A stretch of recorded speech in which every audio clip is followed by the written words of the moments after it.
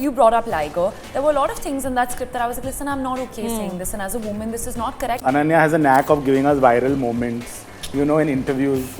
You find yourself thinking about this when you're picking roles, when you're picking films and things like that, that I, as a Gen Z role model, have a bit of a responsibility. Young girls are watching me. Whenever I'm reading the script, I have that red flag thing going on in my mind that no Gen Z person speaks like this. I think whatever my dad and I are in public, we are the same at home. You should be asking my mother this question, if she's okay with us being like this. I bet she's going to be like, it is exhausting. I feel like we're doing like a full-on chat show with like this whole like tam jam and everything, and like 20 people. It's giving coffee with Karan a little bit. Ananya Panday, Colin, Cuhna. Hi. Hello. Hello. How are you all doing today? Hello. Good. It feels like I just said it feels like my birthday. Like there's just so much excitement today. Big trailer launch, big day. Yes.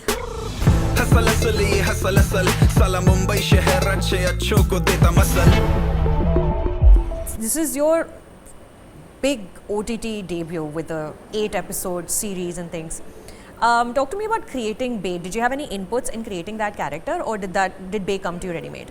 So when Bae came to me, it was actually just an idea that Karan spoke about, and immediately I was like, oh my god, I have to be a part of this, because for me, Bae is everything that I grew up watching. It's the kind of cinema that, or the kind of show that is like my comfort zone. Anytime I'm having a bad day, I just like going back to my favorite characters, my favorite shows, my favorite films, and watching those because they make me feel like just happy inside. Comfort watching. Yeah, exactly. It gives you that warmth and that feeling of home. So when Karan told me about this, I was like, I have to be a part of it. And when the script came from Colin and, you know, the writers and everyone, so much of it was in the writing that I really didn't have that much to add to it. I feel like there was just so much in it. Of course, we had a lot of discussions about Bae's backstory, why is she like this, even though she may seem like this fluffy character. There's a lot that's happened with her parents and her family and her brother, and that's why she is the way that she is. Even her relationship with her husband, Agastya. The reason why everything happens is because there's a lot of backlog, which we don't really get into that much, but it's there in the background of the characters. So I think more than actually giving input on the script, there was a lot of backstory work that we did, and I think it was so much fun that it was Colin's first, you know, direction, and it was his first time, because we got to play so much together, you know. He obviously had a very, very clear vision, but there was also so much room for us to like improvise and play around and create these gestures and like do fun stuff with Bae. So it was a lot of fun. What came first, Ananya or the story? Oh, I thought you were going to ask me what came first, Ananya or me. No, Ananya or the story, because it's like very snugly contoured around the lead actor, right? I think the brilliance of this script that Ishita has created and you know, Rohit and Samina have written is that, of course, when I got to know Ananya is going to play Bae, I thought it was the perfect match, sort of fit. Yeah. And once you have an actor on board, then obviously you revisit the material and then you sort of like make it a little more honest and meta, and you know, Ananya has a knack of giving us viral moments, you know, in interviews. So, and we use all of that to our advantage, because even in the show, Bae is this girl who goes viral, sometimes for the right reason, sometimes for the wrong reason. Over and over again. Yes. This is the third time you're playing somebody who has a deep relationship with social media. It is. Liger, and then, well, yes, she goes viral overnight. She does. She posts something there in Liger, with drums outside and her like house. overnight they turn up. Very quick. Then Kho Gaye, of course, that whole film was about that. Beautiful film. And then now this third, like, so do you have a healthy relationship with social media right now? I haven't. Mine's very unhealthy. Like, I'm scrolling and I'm watching like garden में cooking कर रहे हैं लोग, मैं वो भी देख रही हूँ रात के 12 बजे. It depends on the day, honestly. Like today feels like an unhealthy day with social media because of everything is happening. So I'm going to just be on my phone a lot today, just like kind of so you're reading what people are responding. What are people saying constantly? Yeah, the day is going to be that. But some days I'm able to kind of step away. But I also think it's because of my age right now. I think I'm being able to. I think directors or maybe filmmakers are able to put me into that the Gen Z category, so I'm playing those characters, and that is the reality of Gen Z. It's such a big part of life. It is. You can't ignore it. Because if I'm talking about relationships in my life, be it with my family, my friends, or like, you know, my partner, or whatever it is, social media does have such a big influence on it, and that is it is almost a background character in everyone's life right now. So it would be abnormal to have a film that doesn't include that. It's just. I feel like a lot of people now just want to make films in the 90s and 80s because then they don't have to deal with like mobile phones because all your plot points are gone. They go to Exactly. shit the Now minute I want to do a period social media film so comes that in. we never have anyone on a mobile. Yeah, because Yeah. your plot points are just out Yeah, the now door. when you watch something, you're like, "Arey, but we could have seen this villain on social media." Instagram No, kar le. exactly. Stop kar lete Yeah. Bae again is a character that is close to the way you are perceived in media. You know, she's active on social media. She's young, and you know the opinions that she has. Karan Johar is relaunching you in the ad, and you know it's very funny. It's very tongue in cheek. But what is your mindset of like not worrying about then codifying this as this is Ananya Panday and this is what Ananya does? I do think about that a lot. It's something that I'm definitely cautious or, you know, I wouldn't say wary, but I'm like thinking it's at the back of my mind because even with Kho Gaye Hum Kahan, even though a lot of people, you know, enjoyed the film and enjoyed my performance in it, I did see that, oh, this is what Ananya is. But honestly, that does happen sometimes as an actor. You do choose characters that are very similar to, that could be very similar to how you are as a person, and then also characters that are very far apart from your personality. And I think there's a joy in playing both of them. You know, when you do something so similar, it's almost cathartic. You get to kind of release a lot of stuff in you that you probably didn't in life. And when you do something far away, obviously, it's like, you know, you're just playing something you never would have experienced in your life. And I think with Bae, a lot of people are going to feel like she's a lot like me. And we have kind of, you know, played with that and made fun of that and used a lot of references for my own life. But she's also very far away from how I am. She's really had an uber privileged life. And very, very different from how my life was because my family is also of actors and they're slightly more like liberal and, you know, out there and a little different. My dad's parents were doctors. So she's like come from this family where the only thing was she needs to get married at a very young age and she's kind of just babies. Exactly, and she's like this trophy wife, and that's not something I've experienced. So actually doing that was interesting to discover what a girl growing up like that has to go through. Colin, the sort of comedy subgenre of rich people losing their wealth and then having to realize that there's a world outside of their bubble is it's a comic subgenre, and not necessarily a trope. Trope is limiting it a little bit. It's a very wide field, and you know shows like Arrested Development and Schitt's Creek and even Two Broke Girls, they've done it and they've done it so well, and they've done it over seasons upon seasons. Did you find yourself maybe subconsciously being impacted by that stuff that's come and that's so popular already out there? I mean, I would only say subconsciously because obviously we've watched these shows and we've over loved and it over, for, you know, what they are.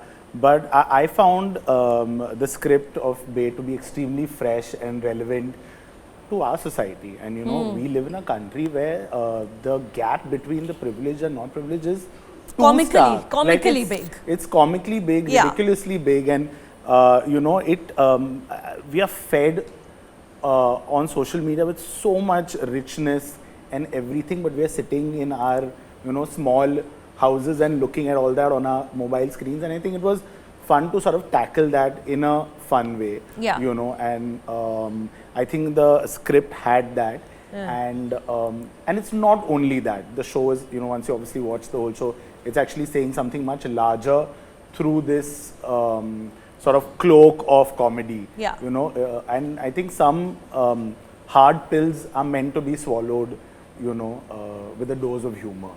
But like for you also, when you're creating Bae, you know, how do you like not let Alexis seep in? How do you not let, because it happens, it does, right? It does. I mean, like, I've been influenced by so many characters. Alexis, Pooh, Aisha. I rewatched There's Aisha one Pooh that moment day. also in there which I enjoyed very much. I rewatched Aisha that day and I'm like, oh my god, there's going to be so many comparisons and similarities. But I think it was something that we just had to be careful of. So if I would also kind of stop myself if I was doing something a little too Alexis-y, like the way she talks, and maybe Colin was also aware of that. But it's something that we try to create of our own that has bits of everything. But she's completely her own, and I hope people, like, you know, do the Bae gestures exactly the way we do Alexis's gestures. I hope she becomes like that for people. In real life also, Nana, you have a very unique perspective on the world because you're young, but you are successful, you are rich, you have the means. And you've said before that you've grown up in a bubble, you've been very protected, your life has been very protected. But like, you are at the end of the day a 25-year-old single woman out in the world looking out for yourself. No one else is looking out for you beyond a certain point.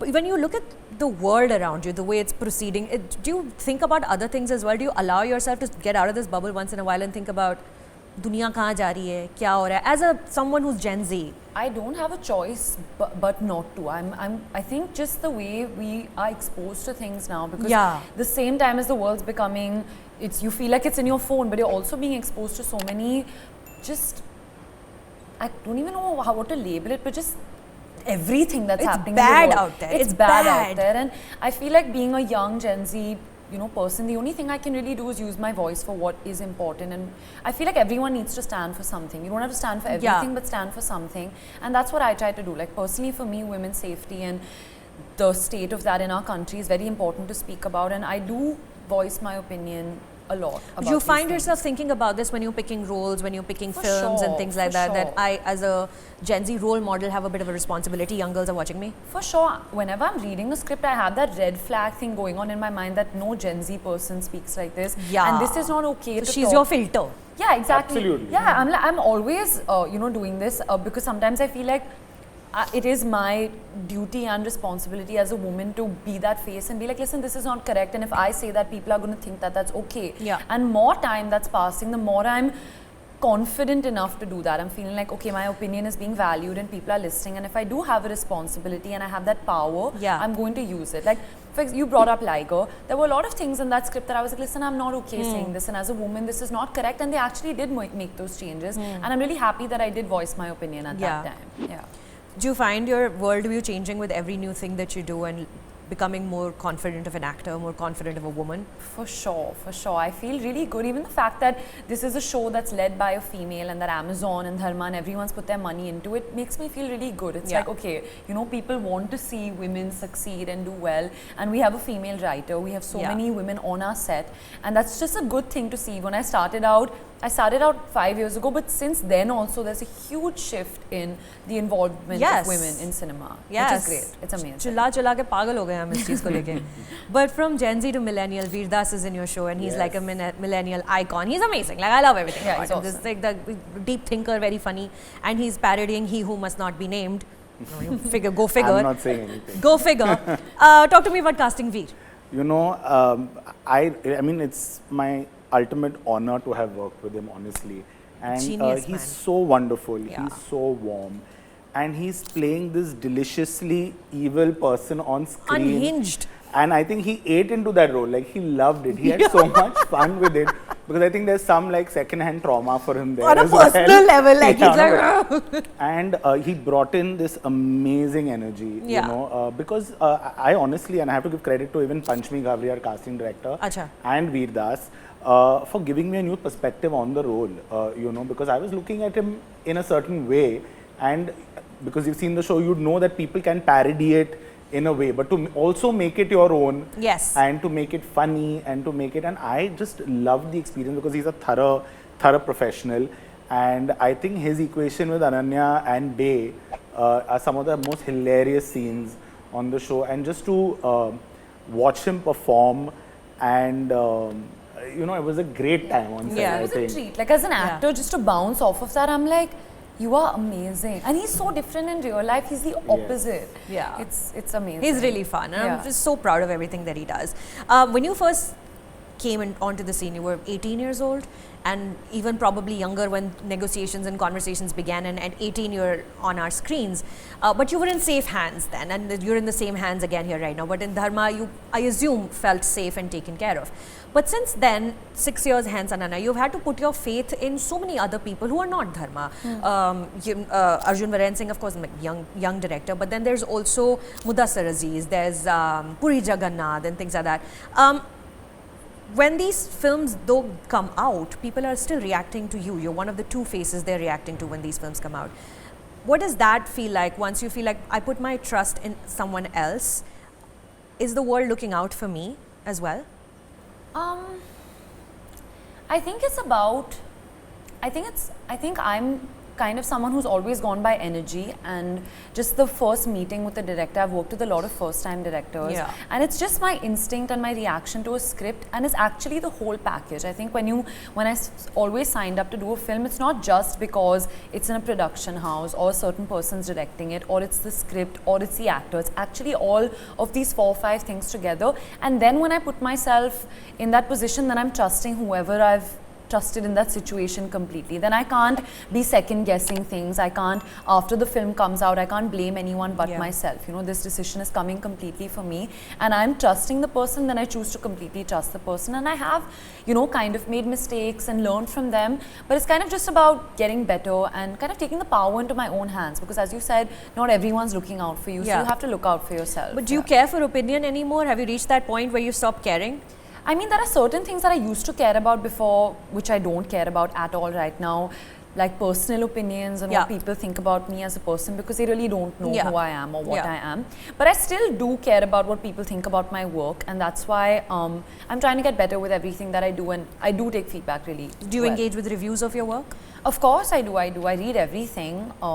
Yeah, I read everything, and I there are some things obviously that are, you can see the agenda behind it, and it's a personal thing that people get into. But when people speak about my work, I'm fully aware about it, and I like, in fact, I'm a very feedback, like even on set, like I'm always like, Colin, is it fine? Do you want one more? I'm like a full validation seeking sort of person, and I'm not someone who, like, if someone tells me I'm not doing a good job, I'm like, okay, how can I do better? Okay. Well, Colin, it's been tricky and rough for you also. Yes. Films have been announced, posters have been launched, actors' faces are splashed, and there's PR releases, and then things have stalled, and then we don't know where it's going. I really like the short that you did in Love Story, and that was really nice, the story that you picked and you directed. But this is your first sort of full-fledged appearance as 18-year-old Ananya did all those years ago. You are the 18-year-old Ananya right now. But when this kind of thing happens, Colin, when you've been given that promise that this is going to happen, and then for whatever reasons it doesn't, what does that do to your confidence as a filmmaker, storyteller, and your relationship with the production people?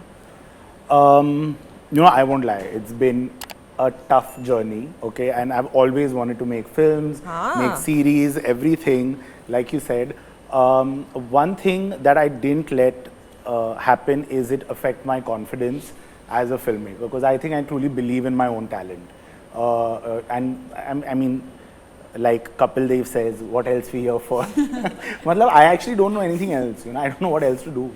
And the theme of this show is to hustle, and that's what we're doing here. Yeah. You know, and I hope that this is the beginning of a wonderful journey for me. Yeah. And through everything, I have to thank that, I mean, the faith that Dharma and Dharmatic have shown in me has never wavered. That's really kind of nice, you know, despite all the upheavals. Everything, I mean, like, you know, despite everything, they've stuck by me. What did really, what I've learned is there are, maybe I shouldn't say this, I don't know. I can stop the answer right here. I think you did well. Yeah. Boys played well. Yeah. Lastly, Ananya, I wanted to quickly ask about your dad. Okay. Now, he presents himself as a comedian whenever we see him, whether he's doing comedy nights with Kapil or whatever, or if he's promoting a film and etc. He's always out there to make you laugh and make sure that his audience is having a good time. Is he always like that at home, or is there a dichotomy there that you've also sort of learned from a public face and a private face? Honestly, no, I don't. I think my dad is just like that as a person, which is amazing, and that's something that I've really learned from him. You know, he's always wanted to make fun of himself first.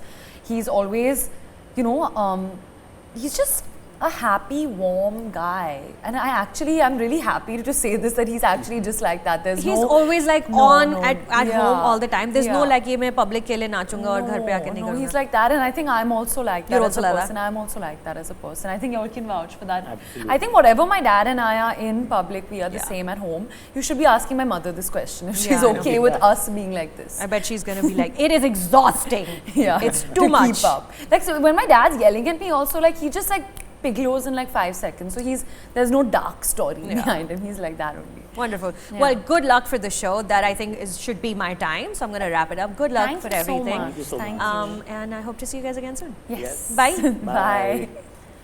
Awesome. This was fun. Super. Nice question.